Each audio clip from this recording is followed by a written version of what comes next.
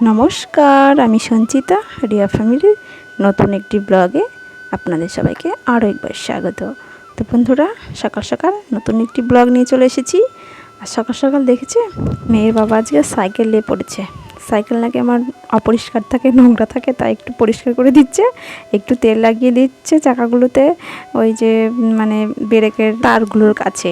তো সকালের আকাশটা দেখে বুঝতে পারছেন এখনও কিন্তু বেলা হয়নি, সবেমাত্র সকাল হয়েছে আর কি। তো খুব সকালে ঘুম থেকে ওঠা হয়েছে আজকে। মেয়ে এখনও ঘুমিয়ে আছে, আমি ঘুম থেকে উঠে আমার কাজকর্ম সেরে নিয়েছি, থালা বাসন ধুয়েছি। তো চলুন, সাইকেল পরিষ্কার করছে করুক, আমি এদিকে মেয়েকে দেখি ঘুম থেকে তোলাতে পারি কিনা। এই যে আমার রাজকন্যা এখনও ঘুমিয়ে আছে, তো কিছুতেই ঘুম থেকে উঠবে না। তোর বাবা বলছে আমি হারমোনিয়ামটা ঠিকঠাকভাবে গুছিয়ে রেখে দিচ্ছি, তুই গানের রেওয়াজ করবি, তুই একটু ব্রাশ করে নে। আর আমাকে বলেছে একটু চা করতে। চা খেতেই চায় না দেখি, কিন্তু আজকে কী মনে হয়েছে আমাকে চা করতে বলছে। তো ও যখন ওঠে উঠুক, হয়তো একটু দেরি হবে। আর এদিকে হাত গুনছে কেন বলুন তো, কিছুদিন পরেও মামার বাড়ি যাবে, কদিন দেরি আছে সেটি গুনছে। তো এই যে চা করতে এসেছি, আর মেয়ে ওদিকে ব্রাশ কলগেট নিয়ে আপনাদেরকে দেখাচ্ছে। বেশ কয়েকদিন দেখছিলাম সকালবেলাতে চা খাচ্ছিল না, ওই যে মুড়ি কলা বাতাসা এগুলোই খাচ্ছিল, বিস্কুট। তো আজকে আবার হঠাৎ জানি না মনে হয়েছে চা খাবার, তো সেই জন্য আমাকে চা করতে বলেছে। তো ইচ্ছে যখন হয়েছে একটু করি, আর আমাদের জন্য একটু করব। তো আমি অতটা চা খেতে ইচ্ছে করছে না, আজকে গরম পড়ছে খুব সকালবেলায়, তো মেয়ের জন্য একটু করেছি। ও আবার একটু খেতে চায়, তো ওর বাবা কয়েকদিন খাচ্ছিল না, যে কারণে চা করা হচ্ছিল না। তো আমরাও সকালে বিস্কুট কলা এগুলোই খাচ্ছিলাম। তো ওর বাবাকে যখন আজকে চা দিয়েছি, ভাবছি মেয়েকেও দেবো। তো চলুন দেখি কি করছে ঘরে। এই যে নিজের কাজ সারছে। তো চাটা আমি এখানে রেখে গেলাম, খাবে। আর আমি মেয়ের চাটা তো তখন রেডি করে নিই, ও তো গানের রেওয়াজে বসবে, তার আগে একটু ওকে চা দিয়ে নিই, তাহলে গলাটা একটু ছাড়বে। আর এই যে অল্প একটু চা দিয়েছি বলে মুখটা অত ভার, তো বেশি চা দিলে হয়তো বাবা বকবে, তো সেজন্য ওকে অল্পই চা দিয়েছি। আর আমি বললামই তো আজকে চা খাবো না, আমি এই যে অনেকগুলো কলা ছিল ঘরে, না খেলে নষ্ট হয়ে যাবে। তো টাকা দিয়ে কিনে আনা হয়েছে, নষ্ট করলে কি আর হয়। তো ওই জন্য আমি চা খাওয়াটা বন্ধ রেখে বিস্কুট আর কলা খাবো। তো মেয়েকে একটু যেই না দিয়েছি, অমনি দেখেছেন কলাটা আমার কাছে ছুঁড়ে ফেলে দিল। তো ছুঁড়ে যখন ফেলে দিল, আমিই খাই, ওকে আর দেবো না। আর কলা দিয়ে বিস্কুট দিয়ে খেতে কিন্তু বেশ লাগছে। জানি না, এক ধরনের বিস্কুট এনেছে, বেশ আমুল দুধের একটা সেন্ট, খুব ভালো লাগে বিস্কুটটা খেতে। মেয়েও দেখি বেশ খায়, মানে সকালবেলায় বিস্কুট এমনি শুধু মুখেই খেয়ে নেয়, তারপরে জল খাই। তো আমিও বিস্কুট দিয়ে কলা দিয়ে খাচ্ছি। আর মাথার মধ্যে ঘুরছে রান্না বসাতে হবে, কী যে রান্না করব সকাল সকাল। বাবা তো দোকানে চলে গেল, মেয়ের বাবা। তো ভাত পাঠাবো, আর না হলে যদি কাউকে পাই তবেই ভাতটা পাঠাবো, কাউকে না পেলে আর পাঠাবো না। আমি তো আর যেতে পারছি না, কেননা দোকানটা বাড়ির থেকে একটু দূরে। আর চলেও আসবে হয়তো আজকে, আজকে তো বুধবার, হাটের দিন আর কি, দোকানের সামনে হাট বসে, যে কারণে একটু পরেই বাড়িতে এসে স্নান করে খাওয়া দাওয়া সেরে তারপরে যাবে। তো ভাতটা আর পাঠাতে হবে না মনে হয়। তো চলুন খাওয়া দাওয়াটা ঝটপট সেরে নিই, তারপরে রান্না বসাবো। তার আগে মেয়েকে একটু পড়িয়েও নেব, কেননা এখন তো সবেমাত্র সকাল হলো, ওই 8টা মতো বাজে, এত তাড়াতাড়ি রান্না বসাবো না, 1 ঘন্টা বাদে বসাবো। তো মেয়েকে একটু পড়িয়ে নিয়ে তারপরে বসাবো। মেয়েকে যেই না পড়াতে বসেছি, অমনি মেয়ের বাবার ফোন এসেছে।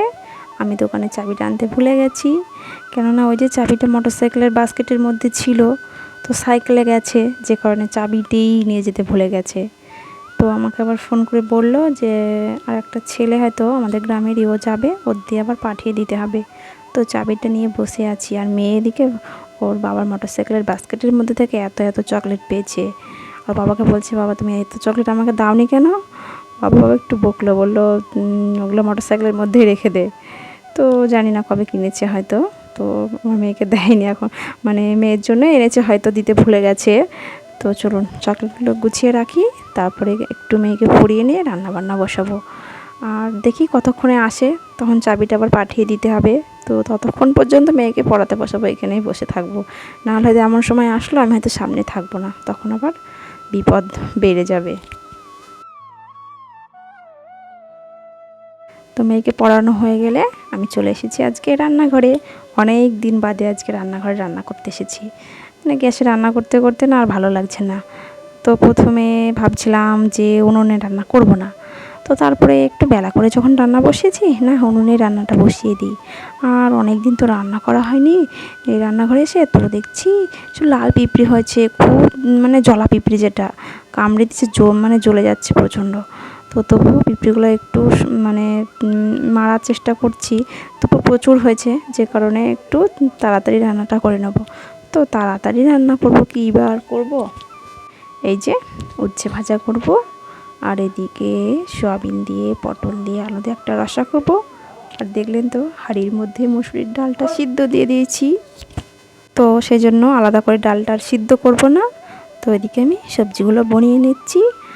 আর আমার মেয়ে গেছে একটু খেলতে, ওই যে পড়া শেষ হয়ে গেছে, তো একটু পরে ও স্নান করার জন্য চলে আসবে। তো সেজন্য আমি একটু তাড়াতাড়ি করছি রান্নাটা করার জন্য। তো এদিকে এই যে উচ্ছে ভাজা কেটে নিয়েছি, এদিকে সয়াবিন আলু পটল সবগুলো রেডি করে নিয়েছি, তার সঙ্গে মশলাটাও গুছিয়ে নিয়েছি। আর ওদিকে ডিম ভাজা করব, কারণ মেয়ে তো একটু তাড়াতাড়ি ভাত খাবে, স্কুলে যাবে, তো ওকে মসুরির ডাল আর ডিম ভাজাটা দেবো। একটাই ডিম ভাজবো এখন আপাতত, তারপরে বাবা যখন ভাত খাবে তখন আবার একটা ডিম ভাজবো, কেননা ডিম ভাজাটা একটু গরম গরম না হলে একদমই ভালো লাগে না।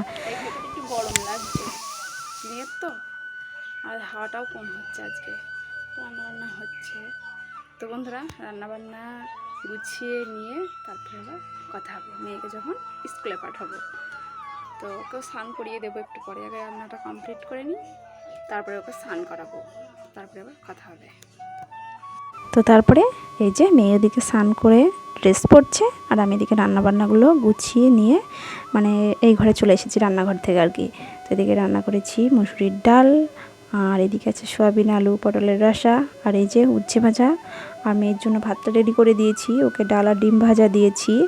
ও একটু রেডি হচ্ছে, তো একটু সময় লাগবে, তখন ভাতটা একটু ঠান্ডা হয়ে যাবে, তো সেই জন্য আমি ওর ভাতটা আগে রেডি করে দিয়েছি। আর আমার মেয়ে একটু মুসুরির মানে চপচপ ডালটা একটু খেতে অতটা ভালোবাসে না, কারণ মুসুরির ডালে বলবে জলটাই বেশি ভালো লাগে। ওই যে আমাকে বারণ করছে, মা আমাকে চাপ দেবে না, আমাকে শুধু জলটাই দেবে। তো ওর কথা মতো আমি একটু জল মানে জলের ভাগটা একটু বেশি দিয়েছি, আর মসুরির চাপটা একটু কম দিয়েছি আর কি।